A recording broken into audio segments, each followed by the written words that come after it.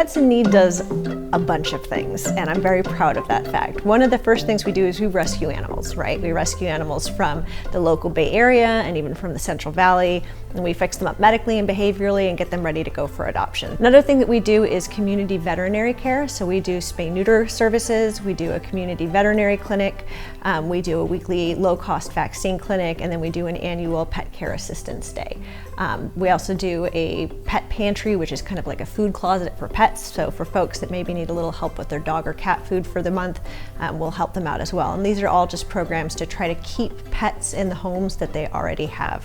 When I was really looking for a place to volunteer, I actually live in the South Bay, so I looked more locally first, but they didn't have availability. So I kept looking and came across Pets in Need, and what they had is a program called Doggy Day Out, which is how I got involved. And that program's amazing because it allows you to take a dog out for a couple hours or even the whole day, give them a break from the shelter, and possibly even help get them adopted.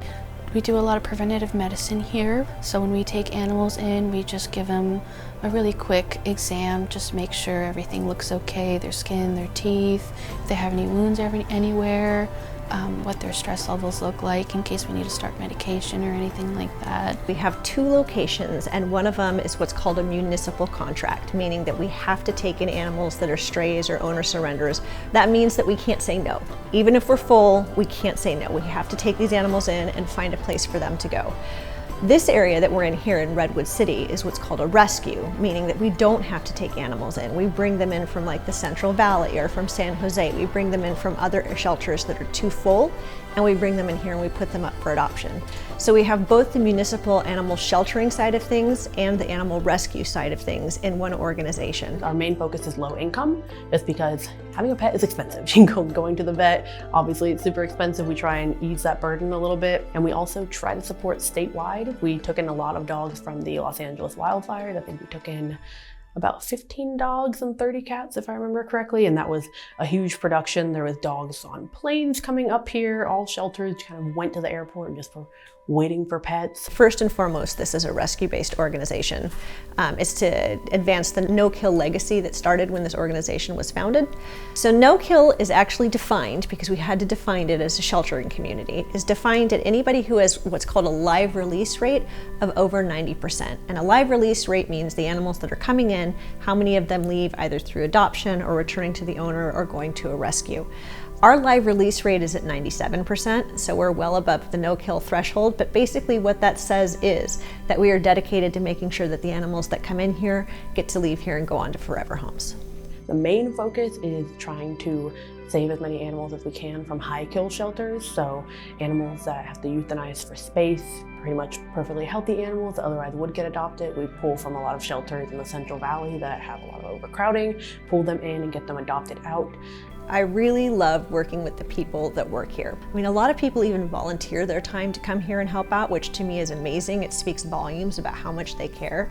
So when you have that many people who care that much in one small area, it's a lot of fun. It can be a little bit hairy at times, but most of the time it's a lot of fun. You grow to love all the dogs, or if you work with the cats that you work with, because they're all just so lovable, even if you spend a short period of time. I think just in general, maybe watching some of the more longer term dogs get adopted and develop, I think is really nice to see. People can support by adopting. You can always help Pets in Need by fostering or volunteering. We're a nonprofit organization, so a lot of what we work off is the goodwill of other people. And then of course you can donate. So donations are what really runs Pets in Need along with most other nonprofits. We also always need tangible item donations. So we need leashes, we need food, we need all kinds of things. We only do positive reinforcement training here, so it's a lot of treats. We run through treats like it is going out of style here, and it's something we always need, as well as just support. People reposting on Instagram, telling their friends like, hey, this is a good spot, because obviously you can go to any breeder in the area and get this real specific kind of dog that you want. But because it keeps pets out of the shelter, as much as we love working here, it's a very stressful time for animals, and they can get really anxious, they can get really stressed out being in a kennel. You know, they don't interact a lot with other dogs or other people aside from our volunteers and from our staff. So it's really important that we get them out and into a good, loving home so they can be properly taken care of and socialized. Animals are just so, beyond being super adorable, they're just so pure.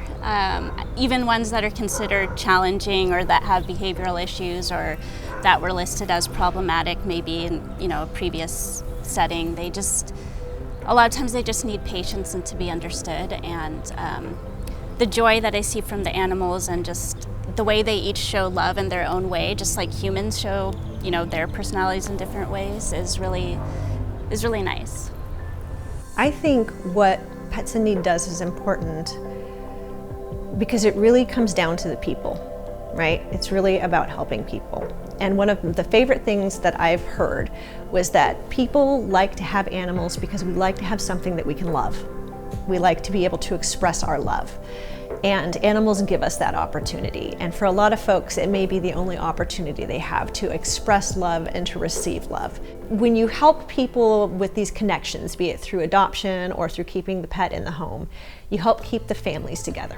But it's basically, a person and something that they care about, that they love, and that probably loves them in return. And by keeping those together, you really help that person live a better and healthier life.